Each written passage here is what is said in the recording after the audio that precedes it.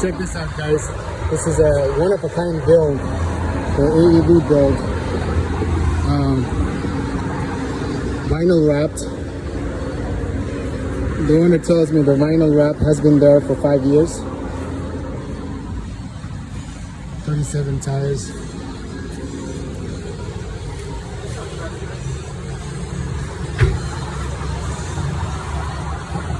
It's the clean build. Clean build. It has the AEV bumper with the water tank and also the reservoir gas tank here.